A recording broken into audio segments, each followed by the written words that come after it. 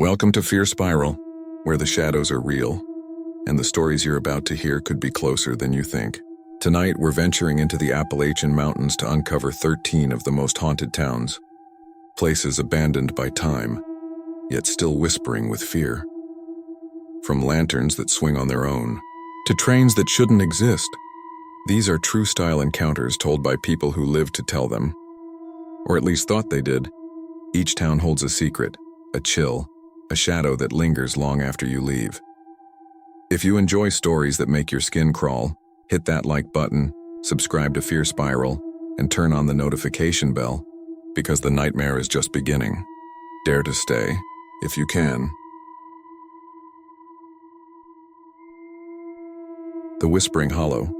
I grew up in Knoxville, Tennessee, but I've always been drawn to the more remote parts of the Appalachian Mountains. I'm a freelance photographer, and last October I decided to do a series on abandoned towns in the Appalachians. One evening I drove deep into a place locals called Whispering Hollow, somewhere near the border of West Virginia. It was late afternoon when I arrived, around 4:30 p.m., and the sun was already dropping behind the hills, casting long, jagged shadows across the empty cabins and overgrown roads. The air had that damp, earthy smell you only get in the fall when leaves are rotting, and a light fog was starting to settle in the valleys. I parked my car near what used to be the town's general store and stepped out. The place was dead silent, save for the occasional creak of an old sign swinging in the wind. My camera bag felt heavy on my shoulder, but I ignored it, telling myself I just needed to capture some good shots before dark.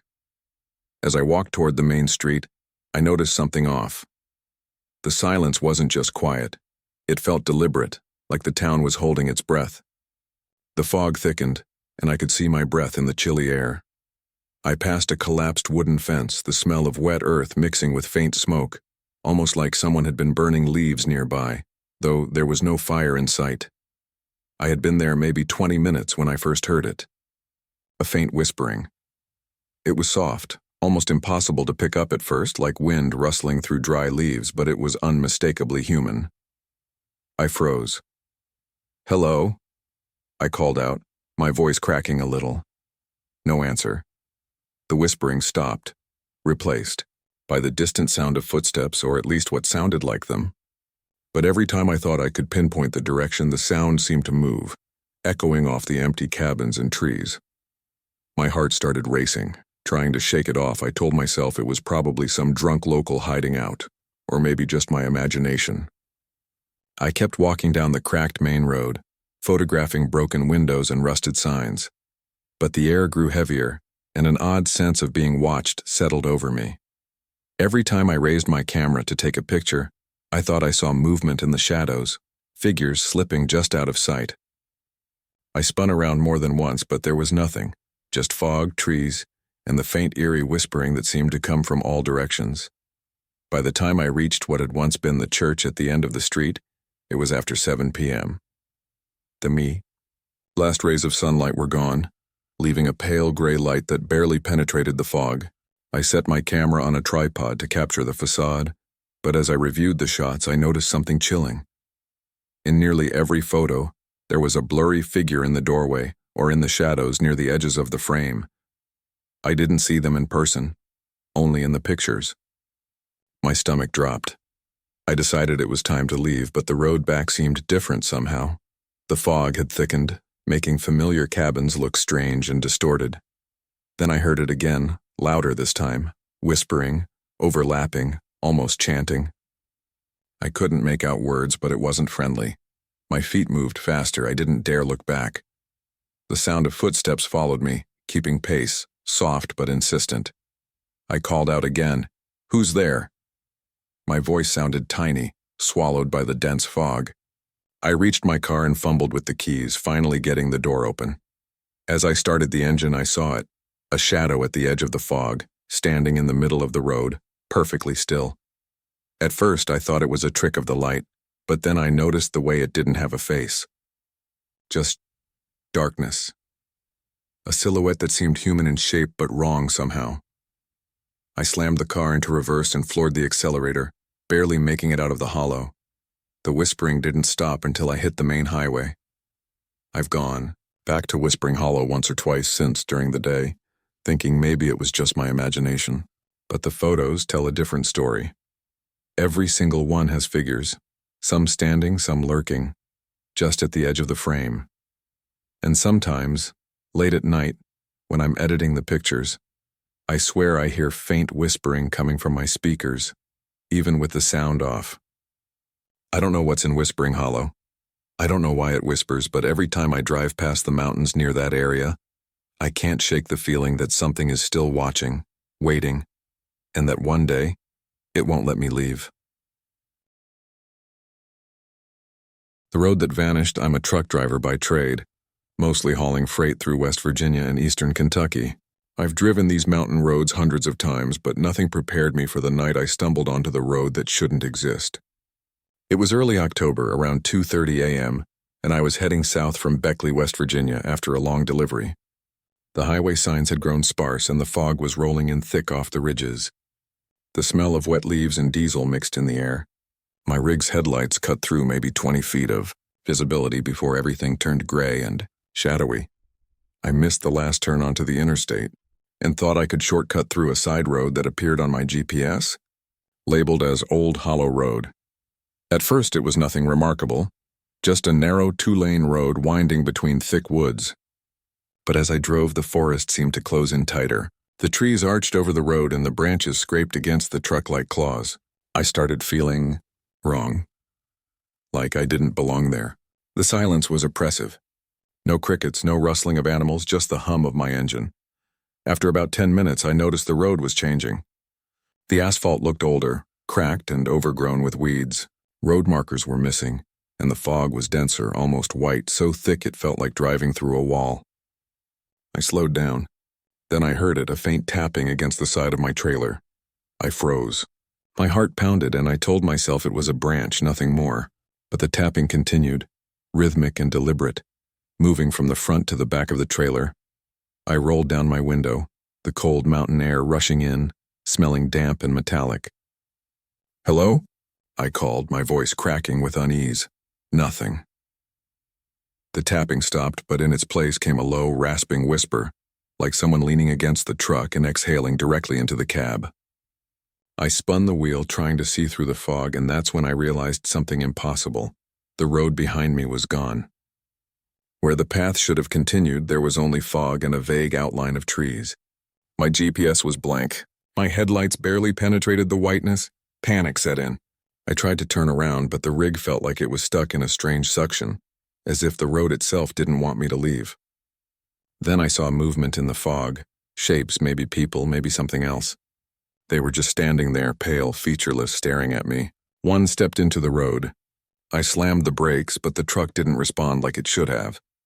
The figure vanished before I could get a clear look. My breathing was rapid, chest tight. I wanted to scream, but my throat was dry. I gunned the engine forward, hoping the truck would obey. The shadow seemed to mirror my every move, appearing on both sides of the rig, disappearing, then reappearing closer. Then I heard the whisper again, clear this time. It said something I couldn't quite make out, like stay, forever, or follow. I didn't stick around to find out. I shifted gears and pressed the horn as I swerved blindly through the fog. When the headlights finally broke through, I found myself back on a normal highway. No overgrown asphalt, no twisted trees, nothing. The clock said 3:12 a.m. Only 40 minutes had passed, though it felt like hours.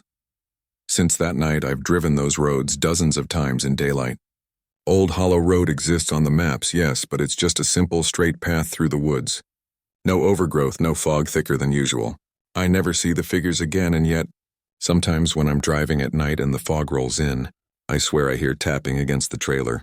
Faint whispers that vanish when I glance in the mirrors. I don't know what I drove into that night or if I ever really left it, but I know that part of me is still out there, somewhere in that fog, watching, waiting, and hoping the next driver gets curious enough to follow the road that vanishes. The cabin that never let me leave. I'm a 28-year-old software developer from Asheville, North Carolina. I usually spend weekends hiking the Appalachian trails to clear my head. But last October, I decided to stay overnight at a small, supposedly haunted cabin I found listed on a local rental site near Boone, North Carolina. The cabin was tucked deep in the woods, far off any main road. and the pictures online were old and grainy, but it was cheap, and I thought it would be fun for a solo adventure. I arrived around 6:45 p.m., just as the sun was dipping below the ridgeline. The forest smelled damp and woody, and the wind carried a faint scent of smoke even though no one else was around. The cabin itself was small, wooden, and sagging slightly. It looked abandoned from the outside, but the door was unlocked, so I shrugged and stepped in. The interior was dark and cold, like the air hadn't been disturbed in years. Dust coated the furniture, and the wooden floors creaked under every step. I unpacked quickly and started taking some photos of the cabin interior. There was a weird charm to the decay, and tried to shake the growing unease I felt as twilight fell. Around 8:30 p.m., I heard the first strange sound, a soft thump upstairs. I froze, listening. The cabin had only one small second-floor room, which looked like it hadn't been used in decades. I told myself it was just the house settling. But then I heard it again, thump, thump, slow, deliberate. My heart started pounding. I grabbed a flashlight and slowly climbed the stairs. Nothing, just dust, cobwebs, and the faint smell of something musty and decaying. I returned downstairs, trying to calm myself. That's when I heard it, whispering almost beneath the floorboards, like someone speaking softly but insistently.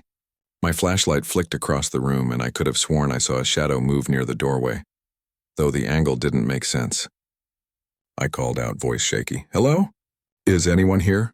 Silence, except for the faint rustle of leaves outside. By 10:15 p.m., the atmosphere had changed completely. The cabin felt alive in a way that was wrong. The walls seemed closer, the shadows thicker, and the air colder, biting at my skin. I tried to leave, grabbing my jacket and keys, but when I opened the door, I found the path to the driveway obscured by a thick fog that hadn't been there before. I stepped out anyway, but the forest seemed to twist around me. I could see the cabin's silhouette, but every time I turned, the trail behind me looked different, like the trees had moved. Panic set in around 11:00 p.m. I started walking blindly, calling out for help, but the forest swallowed my voice. That's when I heard it. Footsteps behind me, slow and deliberate, keeping pace. I spun around, flashlight shaking, and saw nothing, just dense fog. Then from somewhere above, a soft, rasping voice whispered, "You can't leave." I froze and the air went completely silent. My heartbeat echoed in my ears. I ran back to the cabin, desperate, only to find the door now locked, though I had left it unlocked. I pounded on it, screaming, and then it swung open slowly on its own. Inside, the shadows on the wall seemed to shift, almost crawling, and the whispering came again, louder, overlapping voices that weren't human. I grabbed my camera and started taking photos, hoping to document what was happening. But the screen only showed darkness, no flash. No light, nothing.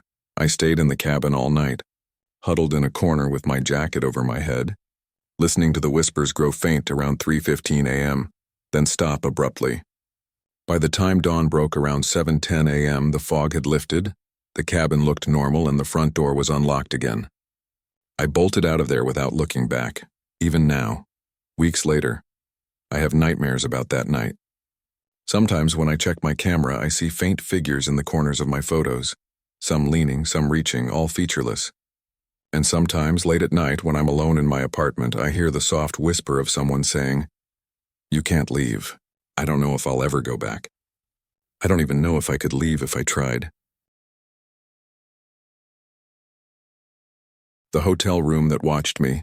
I'm a travel writer, used to staying in all kinds of places, from rustic cabins to luxury hotels. But nothing in my career prepared me for what happened in a small historic hotel in Harper's Ferry, West Virginia. It was late October, around 11:50 p.m. when I checked into the hotel. The lobby was dimly lit with antique chandeliers, and the faint scent of mothballs mixed with old wood filled the air. The clerk was polite but silent, almost too still, and when he handed me the key to room 214, his gaze lingered just a moment too long. The hallway leading to the room was narrow and carpeted, the walls adorned with faded photographs of the town from a century ago. As I walked, I noticed how quiet it was. No creaks from other rooms, no muffled voices. Just the soft echo of my footsteps. When I reached room 214, the door handle felt colder than I expected. Inside, the room was tidy but musty, the air heavy, like the space had been sealed for decades. I unpacked my bag, trying to shake the uneasy feeling creeping up my spine. Around midnight, as I sat at the desk working on my laptop, I noticed a subtle change in the room. The shadows seemed thicker near the corners, and the faint sound of scratching came from the wall behind me. I spun around, but there was nothing, just the dim lighting and the closed curtains. I tried to rationalize it as plumbing or old building noises, but my pulse quickened when I heard a soft whisper from the corner of the room. "You're not supposed to be here." I froze. The words were clear, urgent, and unmistakably human. "Who's there?" I asked, my voice shaking. No response. I reached for my phone, intending to call the front desk when I noticed movement in the reflection of the small vanity mirror. A figure standing near the window watching me. I whipped around, but the space was empty. My breathing became shallow and the hairs on the back of my neck stood on end. By 1:30 a.m., the situation escalated. The lights began flickering, shadows stretching unnaturally across the room. I heard soft footsteps behind me again, slow and deliberate, moving closer and closer to the bed. I grabbed my laptop as a makeshift weapon, heart pounding, and edged toward the door. The doorknob seemed to resist my touch, almost like it had grown sticky, and a whisper came again, this time from right behind me. "Stay." Panic took over. I slammed the door open and ran down the hall, only to find it impossibly long, twisting in ways that didn't make sense. Room numbers were jumbled. Hallways curved unnaturally, and the lights flickered in a rhythm that felt almost alive. I kept moving, adrenaline pumping, my hands shaking, and finally burst into the lobby, which was now empty. The front door was wide open, letting in the cold night air. I didn't wait. I ran straight into the street and didn't look back until I was several blocks away. When I returned later that morning, the hotel looked completely normal. The lobby was bustling with tourists. The clerk smiled politely, and there was no trace of the twisting hallways or the oppressive air. I even checked room 214. It was just a small, ordinary hotel room. Yet every night since that trip, I've had the same dream.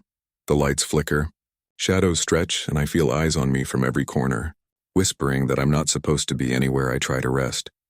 I've tried to tell myself it was stress, the result of being alone in a new town. But I know what I felt, the weight of being watched, the whispers, the twisting hallways. Something in that hotel didn't want me there, and the worst part? I can't stop feeling like it's still following me, waiting for the next time I'll check in. The screams from Laurel Creek. He grew up in a small Appalachian town in Southern Virginia called Laurel Creek, a place so quiet it never even showed up on most maps. Everyone there knew each other, and everyone also knew one rule: never go near the old bridge after midnight. The locals called it the Wailing Bridge, claiming that if you listened long enough you could hear the screams of those who drowned there decades ago. I always thought it was just a story meant to keep kids away from the creek at night. That changed one October evening when I was 21. It was around 11:40 p.m. and my friends and I were hanging out by the bonfire behind my cousin's barn. The night was crisp and the scent of burning wood mixed with the damp chill of autumn leaves. My buddy Caleb brought up the legend of the bridge again, saying, "Man, you're all too scared to prove it's fake." I laughed it off at first, but after a few drinks I said I'd go, just for 5 minutes. Caleb decided to come with me. We drove down the narrow dirt road leading toward the creek, headlights bouncing off the trees. The sound of gravel under the tires was the only noise. When we reached the bridge around 12:05 a.m., a thin mist hovered over the water, glowing silver under the moonlight. The bridge was old, wooden, its boards warped and splintered. Every step groaned under our weight. I remember how the air felt heavier the closer we got to the center. The smell of stagnant water was thick and the usual hum of crickets was gone, replaced by an unnatural silence. We stood there for a moment, flashlights pointed down at the black, still water. Caleb chuckled nervously. "Guess the ghosts are sleeping." I smiled, but my gut was tight. Then, out of nowhere, we both heard it, a faint cry coming from somewhere downstream. It was distant but unmistakable, like someone calling for help. Caleb's expression changed immediately. "Did you hear that?" he whispered. I nodded, trying to pinpoint the sound. It came again, louder this time, echoing off the trees. "Help me." It was a woman's voice, broken and soaked with despair. I yelled back, "Hello? Are you hurt?" No response. Just silence. Until we heard splashing beneath the bridge like someone wading through water. The planks beneath our feet trembled slightly. I leaned over the edge, shining my flashlight down, and that's when my stomach dropped. There was a figure standing in the water, a woman, or what looked like one. Her dress clung to her body, dripping, her hair hanging over her face. She was completely still. "Hey!" I called down again, but before I could say more, her head snapped up. And even from that distance, I could see her eyes, pale, empty, reflecting the beam of my flashlight. Then she screamed. It was a sound that didn't belong to anything living, high-pitched, piercing, and layered like a dozen voices shrieking in unison. Caleb screamed too, grabbing my arm, and we both stumbled backward off the bridge, nearly falling. The air turned ice cold, our breath visible in sharp bursts. The screaming grew louder, now coming from all around us, not just from the water. Shadows moved between the trees, flickering just out of sight. We bolted for the truck, slipping in the mud, hearts pounding so hard I thought mine would burst. As I fumbled with the keys, I looked back one last time and saw her standing on the bridge. The same drenched figure, head tilted, staring right at us. The truck's headlights flickered, then went completely dead. My hands shook so violently I dropped the keys. Caleb shouted, "Go, go!" I twisted the ignition again and the engine roared to life. We peeled out of there, not daring to look back until we hit the main road. When we told others the next day, no one believed us. "You were just drunk," they said. But Caleb stopped drinking after that night. He moved to another town within the month. It's been 5 years since, but sometimes when it rains and I drive past Laurel Creek, I swear I can hear faint cries in the distance. "Help me," just before the sound of water splashing and a scream that chills me to the bone. I don't know who she was or what she wanted, but I'll never forget the way those dead eyes locked onto mine, or how the night seemed to hold its breath right before she screamed. Now I don't go near the bridge after dark. No one does. And if you ever find yourself in Laurel Creek and you hear the sound of rushing water when there shouldn't be any, turn around, because the Wailing Bridge still remembers.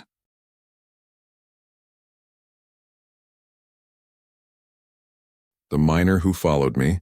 I'm a college student from Morgantown, West Virginia, studying geology. Last October, I went on a weekend field trip with a small group of classmates to explore abandoned coal mines in the Appalachian foothills near Beckley. I had heard rumors about these mines, tales of miners who never returned or whose spirits were trapped underground, but I figured it was all local folklore. That changed the night I stayed behind after the group returned to camp. It was around 10:20 p.m. when I slipped away from the campsite with my backpack, flashlight, and notebook. The forest smelled of damp moss and smoke from dying campfires. I found the entrance to one of the old mines, a narrow, collapsed shaft with jagged boards marking the way. The air near the mouth was unnaturally cold, carrying the scent of wet earth and something metallic, so like rusted blood. I shone my flashlight down the dark tunnel and stepped in cautiously. The first 20 minutes were uneventful. I was careful to mark my path, tapping the walls with my flashlight to check for loose rocks. But then I started hearing it, the faint clang of a pickaxe echoing from deep inside. At first I thought it was my imagination, maybe a reflection of my own movements, but the sound persisted, slow and methodical, coming from somewhere deeper, further than I'd reached yet. My pulse quickened. "I'm alone," I whispered to myself. But even as I said it, a sense of being watched crept up my spine. The deeper I went, the narrower the tunnel became until I had to stoop to move forward. Then I felt it. The unmistakable sense of another presence moving behind me, keeping pace. I froze and whispered, "Hello? Is someone there?" No answer, just the echo of my own voice bouncing off the stone walls. Suddenly a scraping noise rang out, metal against rock, and my flashlight flickered. The beam landed on a shadowy figure, tall, hunched, wearing a miner's cap and what looked like tattered clothing smeared with dirt. His face was obscured in shadow, but I could feel his gaze burning into me. I stumbled backward, heart hammering, but my backpack caught on the wall. I tried to move, but the figure advanced silently, gliding closer with impossibly slow steps. I could hear his breathing now, low, wet, labored, and the metallic scraping of his pickaxe against the tunnel walls. I turned on my flashlight fully, but the beam revealed nothing. The figure seemed to vanish whenever I tried to focus on him. My legs shook, sweat dripping into my eyes, and I felt panic rising like a tide. I ran blindly, trying to follow my marked path back toward the entrance. Every turn felt wrong. The tunnel seemed longer than before, twisting in ways I hadn't mapped. Then I heard it, the raspy whisper of a voice behind me so close I could feel hot air on my neck. "Stay. Down here." I screamed and sprinted, finally bursting out of the mine into the cold night air around 12:05 a.m. My flashlight swung wildly, catching only empty forest and the faint mist rising from the ground. I didn't stop running until I reached the campsite. My friends were asleep, oblivious, and when I told them, they laughed it off as nerves and imagination. I couldn't sleep that night. Every time I closed my eyes, I saw the miner's silhouette in the darkness, lurking in the corner of my vision. I kept hearing scraping noises echoing through my dorm room, faint but insistent, as if he were following me back home. Even now, weeks later, I avoid the abandoned mines. But sometimes when I'm walking alone at night, I swear I hear that pickaxe tapping somewhere in the shadows, and I feel the weight of eyes on my back, patient, waiting, and unmoving. Like the miner never left the tunnels and he never will.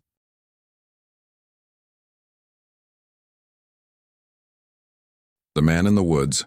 I'm a wildlife researcher from Boone, North Carolina, and last fall I spent a week alone in the Pisgah National Forest tracking deer and taking soil samples. I've done solo trips before, and I'm used to the isolation, but nothing about that October night felt normal.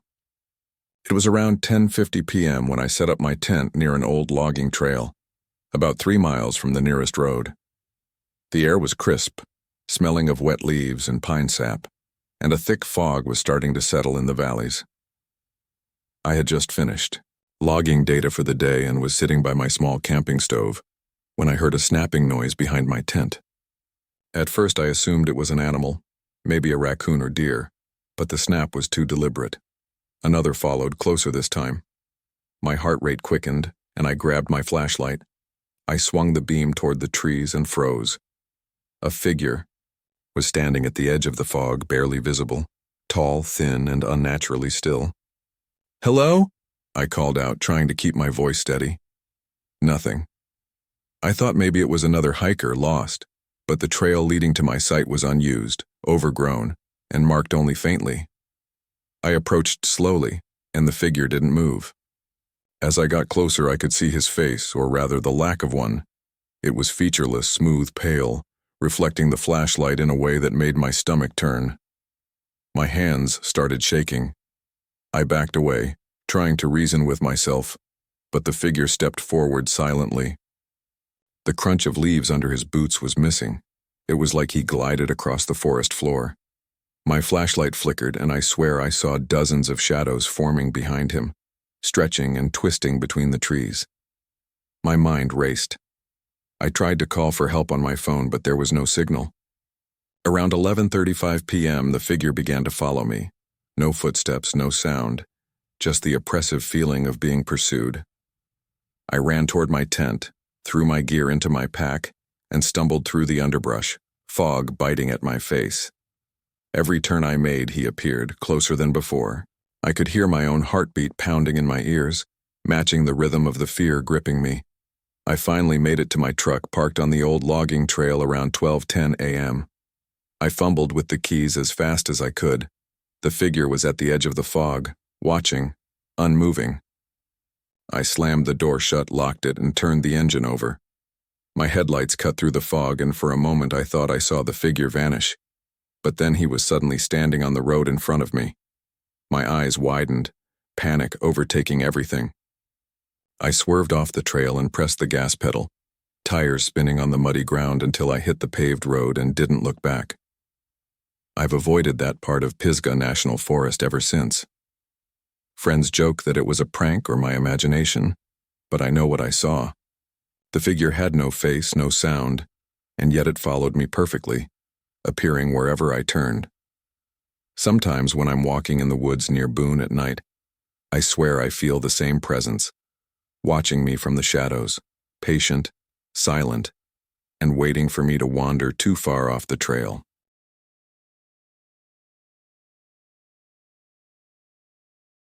The church on Black Hollow Road. I grew up just outside of Johnson City, Tennessee, in a quiet rural area surrounded by thick woods and long-forgotten roads. Everyone in town knew about Black Hollow Road. a narrow stretch of cracked asphalt that cut through the mountains and led to an abandoned church. My grandmother used to warn me about it when I was a kid, saying people who went there after dark came back wrong.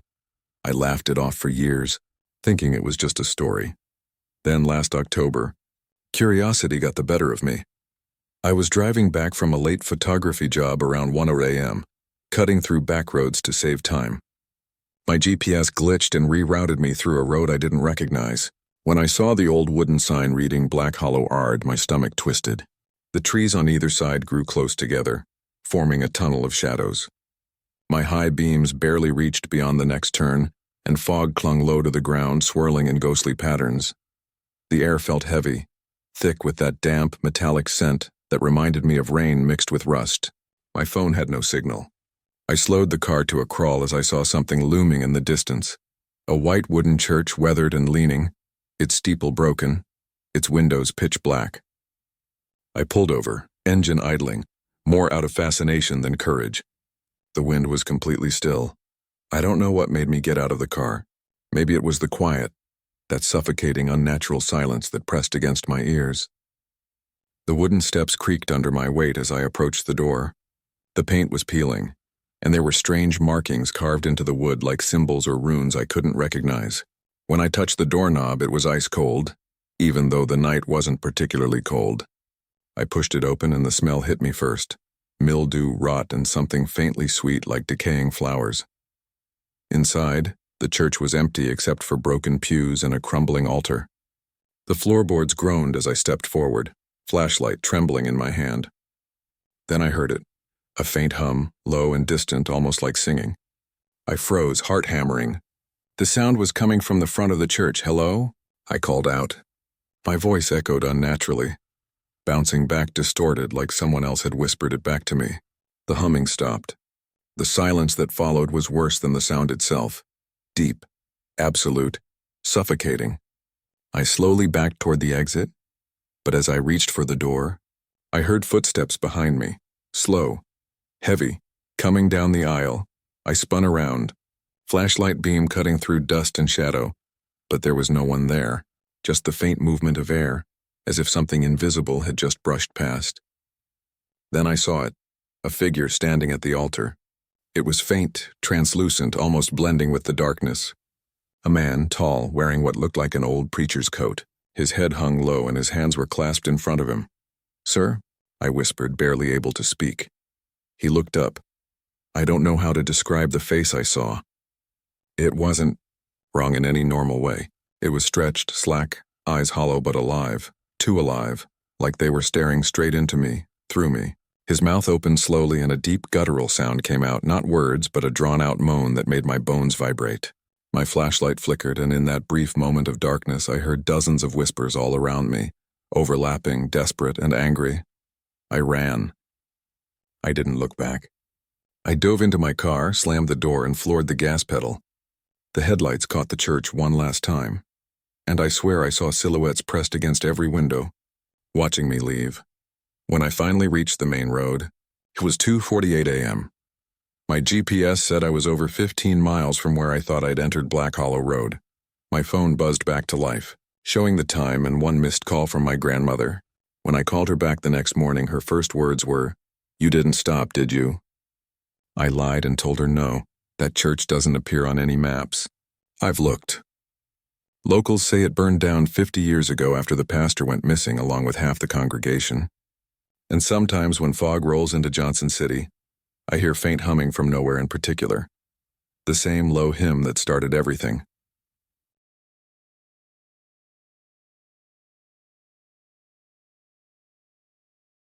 The lights along Hollow Ridge. I'm a long-haul trucker, and for the past few years I've been hauling freight up and down the Appalachian highways.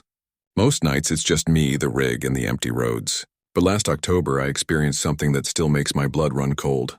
It happened on a stretch near Hollow Ridge in eastern Tennessee. Around 2:30 a.m., the road was deserted, winding through thick forests on either side, the fog so dense it seemed to swallow my headlights after a few dozen feet. I was halfway through a 10-hour drive and stopping wasn't an option. The delivery had to be made before dawn. My cab smelled faintly of diesel and coffee. and the chill from the fog made my hands tighten around the wheel. That's when I saw the lights. At first, they were just two dim orbs hovering above the trees, barely visible through the fog. I thought they were some kind of deer eyes reflecting my headlights, but as I drove closer, I realized the lights weren't moving like animals. They floated, rising and dipping gently, moving in a deliberate pattern that made my stomach twist. My pulse spiked. I radioed in, trying to sound calm. "Dispatch, you seeing anything strange around Hollow Ridge?" No response. The lights seemed to grow brighter as I drove, and suddenly I could hear it. A faint hum vibrating through the cab, like an electric current running under the tires. My hand shook on the wheel, but I told myself it was just nerves and fatigue. Then I saw them clearly. 3 figures emerged from the fog, standing in the middle of the road. At first I thought I had hit something, but they didn't move like humans. They were tall, impossibly thin, with glowing eyes and long, featureless faces. One raised an arm slowly, pointing directly at me. I froze, heart hammering, sweat stinging my eyes. The hum grew louder, almost deafening now, vibrating through my chest. I slammed the rig into reverse, my tires skidding on the wet asphalt. The figures didn't move, but the lights, they followed me. No matter how far I backed up, the glow stayed the same distance behind. My radio crackled to life, static at first, then faint whispers overlapping saying, "Go," or "Stay." I screamed, trying to ignore it, and slammed the truck into drive, flooring it forward. I drove blindly through the fog, taking every turn I could remember, until suddenly the figures were gone. The lights vanished. The hum ended. My cab felt unbearably still, almost too quiet, like the world had paused. I checked my mirrors and the road, completely empty. The clock said 3:12 a.m. Only 42 minutes had passed, but it felt like hours. Since that night, I avoid Hollow Ridge entirely. Local truckers whisper about the fog lights, but no one can explain them. Some say they're spirits of miners who died in the hills. Others claim they're interdimensional beings. I don't know. All I know is that for those 42 minutes, whatever I saw wanted me to stay. And I'm not sure it's done waiting for me.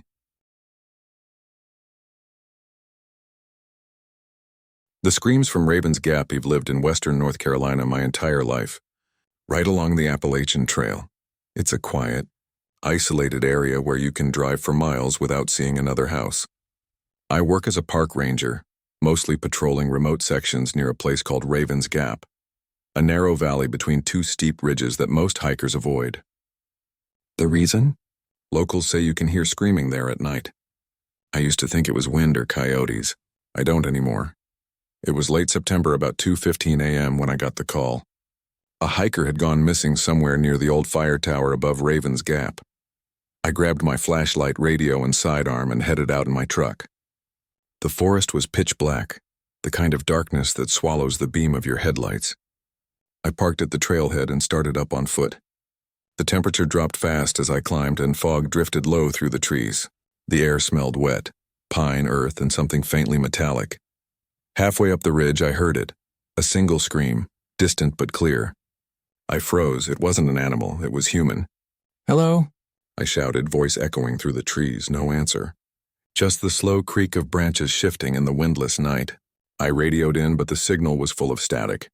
The scream came again, closer this time. I kept climbing, flashlight trembling in my hand. The trail narrowed, twisting between thick underbrush. Then I saw a shape, a figure crouched beside the path. I called out, "Hey! Are you hurt?" But when the light hit the figure, my blood turned to ice. It wasn't a person. It looked like one, but its face was blurred, almost melting, as if the skin was shifting like smoke. It tilted its head toward me, and the scream I'd heard earlier came out of its mouth, perfectly repeated. I stumbled backward, tripping over roots, dropping my flashlight. Everything went black. I heard footsteps and slow, dragging, coming toward me. My heart pounded so hard I thought it might burst. I grabbed my light and shone it wildly around, but the figure was gone. The forest was silent again. I ran. I don't remember the trail back, only the sensation of being watched the entire way. My radio crackled once, and a faint whisper saying my name, Mark, before going dead completely. When I finally made it to the truck, I slammed the door and sped off, gravel flying. The next morning, a search team found the missing hiker. His body was discovered near the fire tower, eyes open, mouth twisted in terror. There were no signs of struggle, no tracks, no animal marks. Just him, and the look of absolute fear. The sheriff told me not to talk about what I'd seen. Officially, the report says the man died of exposure, but every ranger who's worked that section knows the truth. Something's wrong in Raven's Gap. Sometimes at night, when the wind dies and the fog settles low, you can still hear the screaming echo through the trees, and sometimes it's your own voice screaming back.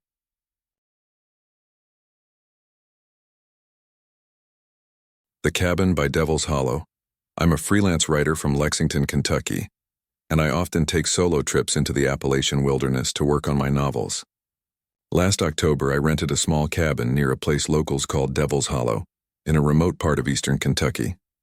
I'd heard rumors, strange disappearances, ghostly lights, unexplained screams, but I didn't believe any of it. I thought I just wanted a quiet weekend to write. I arrived around 5:15 p.m., the sun low behind the ridges. The cabin was small, wooden, and completely isolated. The surrounding forest smelled damp and earthy, mixed with smoke from distant fireplaces.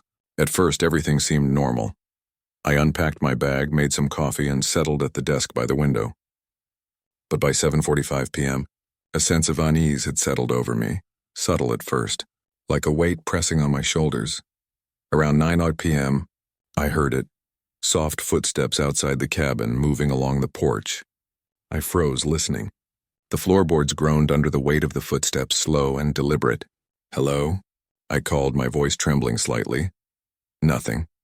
I grabbed my flashlight and shone it out the window, but the fog was thick and I couldn't see anything. Then I heard whispers. At first, they were almost indistinguishable from the wind rustling the trees. But they grew louder, overlapping voices, urgent and desperate. I could make out fragments. Leave. Stay. Forever. My heart pounded in my chest. I told myself it was my imagination, but the footsteps continued, circling the cabin now, always just out of sight. By 11:30 p.m., the tension became unbearable. I stepped outside, flashlight shaking in my hands. The air was icy, the fog pressing against me, wet and clinging. I walked around the cabin, trying to find the source of the noise. That's when I saw it, a figure standing at the edge of the fog. Tall, thin, featureless face, limbs moving slightly too fluidly as if it didn't belong to a human. I froze, it stepped closer. I tried to run, but the ground seemed to drag at my boots, thick with mud and cold. The whispers rose into a chorus, shouting, overlapping, making it impossible to think. I scrambled back to the porch and slammed the door behind me, breathing heavily, my hands shaking. The night passed in a blur. Every time I closed my eyes, I heard the footsteps circling the cabin, the whispers just beyond the walls. Morning never felt so relieving. At 6:15 a.m., I packed my things and left, driving as fast as I could down the narrow forest roads. When I glanced in the rearview mirror, the fog seemed to shift in unnatural ways, forming shapes that followed me. I haven't returned to Devil's Hollow. Sometimes, though, when I wake up at night, I hear faint whispering outside my apartment window. My cat hisses at nothing. I keep thinking, maybe some things never leave. And maybe, just maybe, that cabin is still waiting for the next person foolish enough to stay.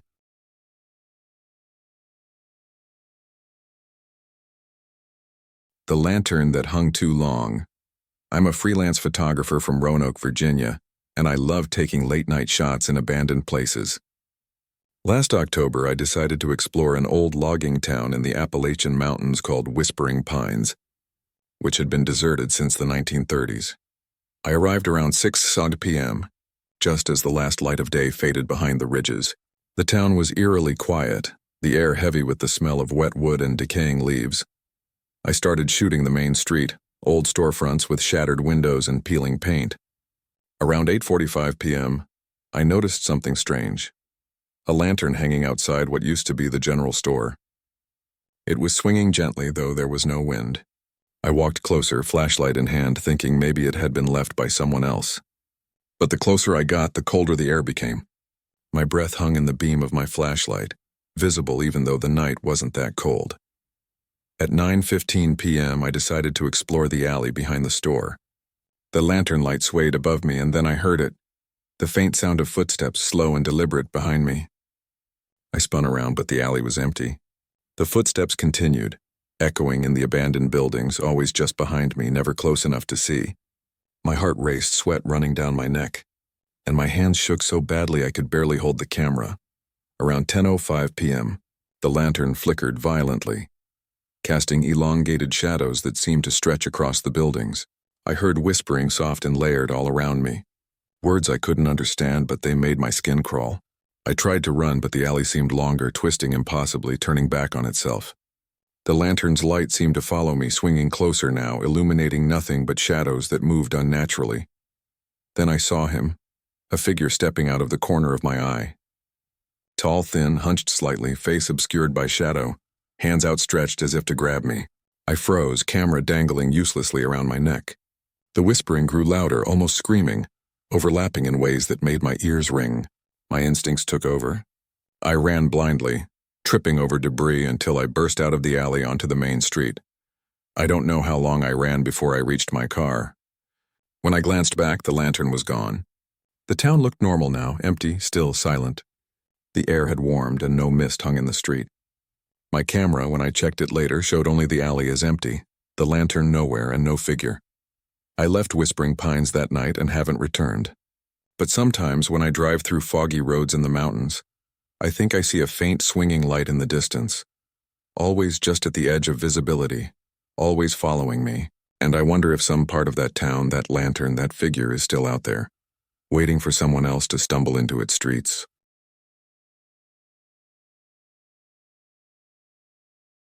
The train that shouldn't be there.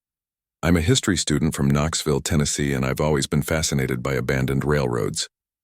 Last October, I decided to explore a forgotten stretch of track near Hawksbill Ridge, deep in the Appalachian Mountains. The rails had been unused for decades, overgrown with weeds and trees, but locals whispered about the ghost train that sometimes passed, a train that shouldn't exist. I didn't believe it, of course, not until that night. I arrived around 11:50 p.m., parked at the edge of the forest, and hiked along the tracks with my backpack and flashlight. The air was damp, smelling of wet leaves and rust, and the fog rolled low over the rails, swallowing the moonlight. The forest was quiet, too quiet. No crickets, no owls, just the faint crunch of leaves under my boots. Around midnight, I heard the first sound, a low rumble, faint at first, like distant thunder. I froze, listening. It grew louder, rhythmic, metallic, the unmistakable chugging of a train. I turned my flashlight toward the tracks. The fog was thick, but through it I saw headlights approaching. I blinked. The tracks were abandoned. They hadn't carried a train in over 40 years. As it got closer, I could see the train clearly. It was old, a black steam engine covered in grime, coal smoke trailing behind. But something was wrong. The carriages were empty, the windows dark, yet I could see shadows moving inside, writhing like bodies caught in a nightmare. The closer it came, the more I noticed the faces pressed against the glass, pale, featureless, mouths open in silent screams. I tried to move, but my legs wouldn't obey. Panic surged. The train slowed as it neared me, but never stopped. I heard a metallic screeching of brakes, followed by whispers carried on the wind. "Join us. Stay." I stumbled backward, tripping over the rails. The train's whistle blew. Long, deep, and unnatural, reverberating through the mountains and shaking the fog around me. I scrambled to my feet and ran, not daring to look back. Behind me, the train's wheels screeched and echoed, fading gradually into silence. I reached my car around 12:35 a.m., heart hammering, sweat pouring down my face. When I looked back toward the tracks from the safety of the road, there was nothing. Just old rusty rails overgrown with weeds, as if the train had never existed. I've gone back during daylight to check, thinking maybe it was a hallucination. Nothing. No tracks disturbed, no smoke, no shadows. Locals refuse to talk about it, and the historical records show no trains ever running that late on that section of the ridge. But sometimes when I drive past Hawksbill Ridge at night, I hear a faint whistle in the distance echoing through the fog, and I can't shake the feeling that the train is still out there, waiting, with empty carriages full of screaming faces, ready to take the next traveler who wanders too close.